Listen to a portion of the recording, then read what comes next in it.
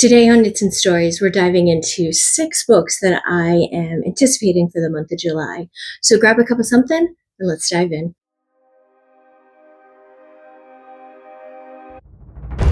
Welcome back, friends. If you are new here, welcome. My name is Melissa. I'm the owner and dyer behind Rising Tide Fiber Company, and I'm an avid reader. Today I'm going to be talking about 6 books that I'm really looking forward to reading that come out this July.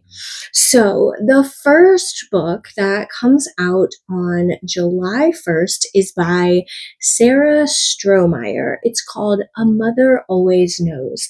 And in this book, we're following Stella. And Stella is an average millennial.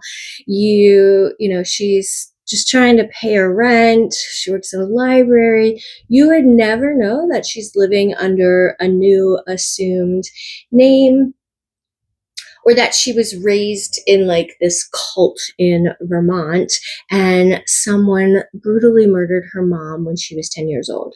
So she's been living this really quiet, anonymous existence, and suddenly her contact information, like her current name, her location, has been published by like a true crime obsessive person.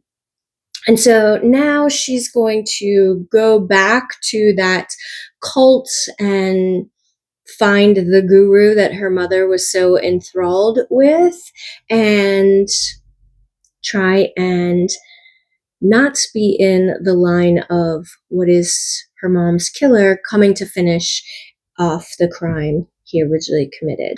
The next book that is coming out on July 1st is An Irish Summer by Alexandra Paige. In this novel, we are following Chelsea, and Chelsea lives in Boston, and she is young. She's working at a bed and breakfast, and she loves her job. She loves her life. And then she's told that the bed and breakfast is going to be closing, and she has something like a month to find a new job. And so she ends up taking a job at the sister location of this bed and breakfast that's located in Galway, Ireland. So she thinks she'll, at least for the summer, make it work and it'll look great on her resume. So she travels to Ireland, she gets there, and it turns out Galway is everything that she hates. It rains all the time, there's no iced coffee, and there's shared bathrooms. So she's rather unhappy with her situation, but her new coworkers try their hardest to, show her the best of what Ireland has to offer her. And one of those coworkers is Colin, and he strikes up a deal, and he will show Chelsea everything that Ireland has to offer her, and only then could she actually pass judgment. And sure enough, she starts warming up to this new location and she loves working at this new hotel and this new Irish lifestyle. So this is the perfect book, I think, for those who are looking or dream about just kind of up and moving to Ireland. And I'm really looking forward to this novel. So moving on to July 8th, we have a new dark romantasy coming out. It's called Rose in Chains by Julie Soto. And in this one, we're following Brienne. And Brienne is a princess, I think, and she's been captured by the enemy and stripped of her freedom, stripped of her magic, and she and any other survivors from her kingdom have been sold off to the highest bidder. And lo and behold, she is purchased by a scion of a family that is very well known just for how cruel they are. And so she has to take on this new role and learn about these new horrors in this new world that she's living. And with some help and some hope, she might be able to get out of it, out of this lifelong servitude that she's now been put in. There's not a ton that I know about this book, and I think sometimes when we go into a dark fantasy, sometimes the less you know, the better. So moving on to July 15th, we have The Girl I Was by Jeneva Rose. Now, I will preface that this is a republishing of this novel. I have read the original work. It was, I believe, independently published. Jeneva independently published it.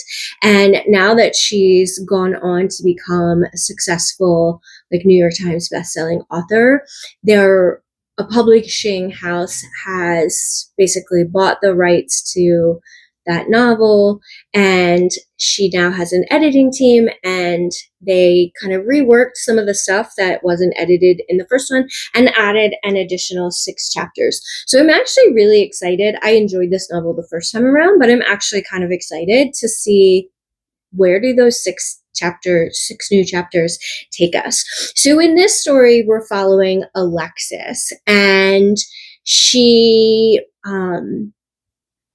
loses her job, she loses her relationship, all on the same day. And having been known for using any inspirational quote to fit the scenario, she is so down that she can't find an inspirational quote to kind of lift her up out of, these feelings of despair. And she's feeling sorry for herself. So what do many people do when they're in such despair and they're feeling sorry for themselves? Well, she stumbles and finds an old bottle of vodka from her college days, and she starts drinking. She actually drinks enough to black out, and when she wakes up, she doesn't wake up at home. She doesn't even wake up in the right city. In fact, it's not even the correct year anymore. It is now, she finds herself in the year 2002, so 2002.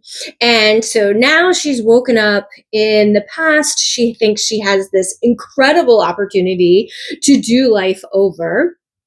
And she comes face to face with her 18-year-old self. And her 18-year-old self goes by Lexi because it's just sexier. And Alexis discovers she cannot stand her 18-year-old self. She despises her. So they may be the same person, but they could not be more different. And so they kind of have to figure out how to navigate this new situation of being the same person and different ages in the same timeline. So it was really funny. It was an enjoyable book. Again, I'm really interested to see where these 6 new chapters are going to take us. The next book that's coming out is called A Witch's Guide to Magical Innkeeping, and it's by Sangu Mandanna. It's the same author who wrote The Very Secret Society of Irregular Witches. So if you loved this book, her next one is coming out. It is not a series. I double checked.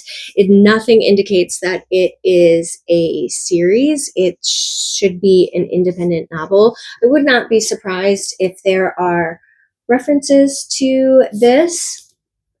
But if you have been anxiously anticipating it as much as I have been, you know that the publishing date for this one got pushed back numerous times. So it is due to come out on July 15th. And in this second one, we're following a witch named Sarah, and she used to be one of the most powerful witches. And then she resurrects her recently deceased great aunt Jasmine. She's lost most of her magic. She befriends this semi-villainous, like, talking fox, and she gets exiled from her guild. So she ends up working at this magical inn. So enter Luke, this really handsome magical historian. He arrives one dark winter evening, and he's going to be staying at the inn and unlocking secrets to some spell. So Sarah's going to figure out what it's like to run an inn, reclaim her lost magic, and stay one step ahead of this guild that's keeping a close eye on her after exiling her. And the last novel that I have for you is the sequel to A Study in Drowning. It is called A Theory of Dreaming. So we're returning, this is a dark academia book, but it is immersive, it is lush, it's a dreamlike world. And we're coming back to the story for the aftermath of Effie and Preston. And so we're going through one more final adventure. And this one is the sequel to the duology is supposed to bring an end to, or a conclusion is probably a better word, to this haunting love story. Always think of you when spring comes, like it's something in the air at that time. Don't know why. Always dream of you when spring comes. It's like the heat on my skin